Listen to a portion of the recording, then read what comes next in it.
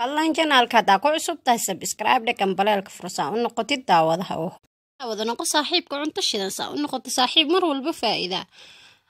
daawadaha ugu horeeya soo dhawow. Asalaamu calaykum xabaabi soo dhawaada galabta casri fududa sameysano ma sha Allah keek iyo shaaxiisa la soo dhawaada hina la casriyeeya markuwaadi marlabaad cunto shidan jannada nagala socotiin subscribe dhaha nala daawada saa u sameeynay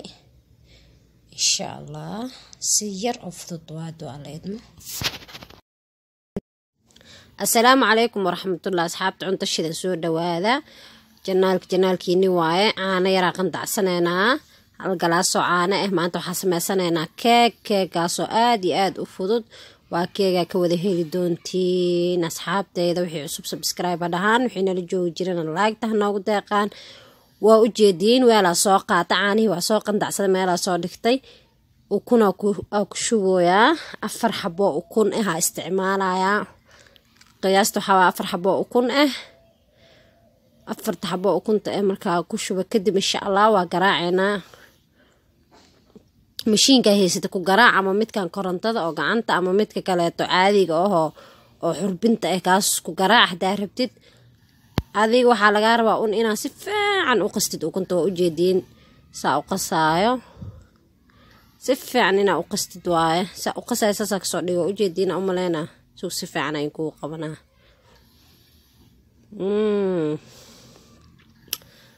keek waxa waay ma sha Allah ciyaalka u fiican oo kala arag oo bur badan lagu darin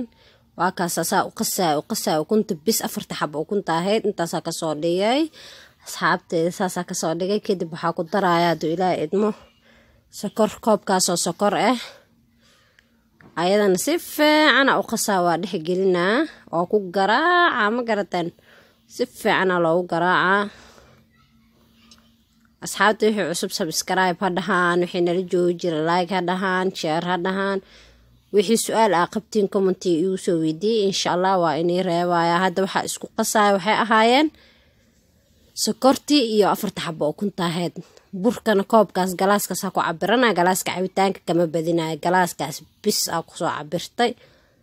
4 xabo ukun iyo sokor isku soo qasay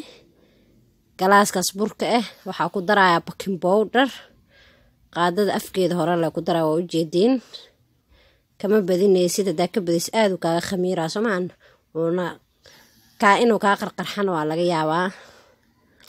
marka waxa baking powder-ka lagama badiyabo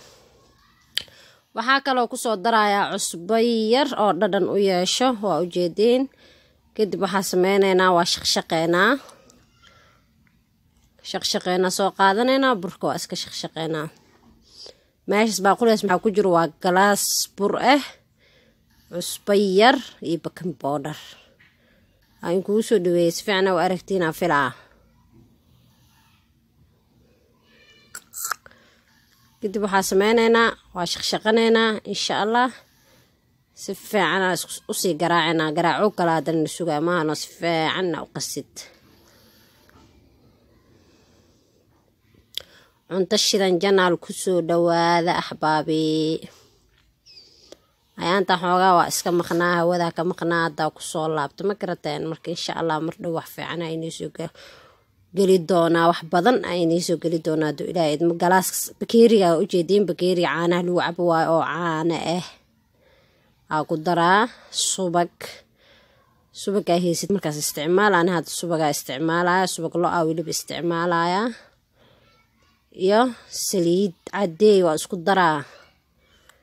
bakeerigaas ku cabiraa bakeeriga shaaha waay bakeerigaas haafkiis waa oo subagii iyo maxaa isku jiro saliidi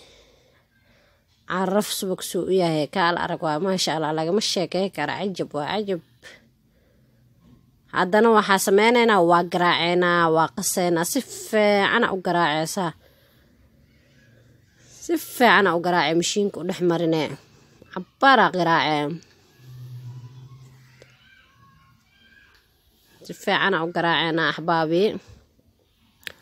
doorshaa qofkii sameysto oo saa u sameeyo insha Allah war fiican ka keeni doonaa waa u jeedaysa u garaacayso noqdo smooth oo noqdo maano inkuu soo dhaweysaa si fiican ugu aragtiin maasha allah.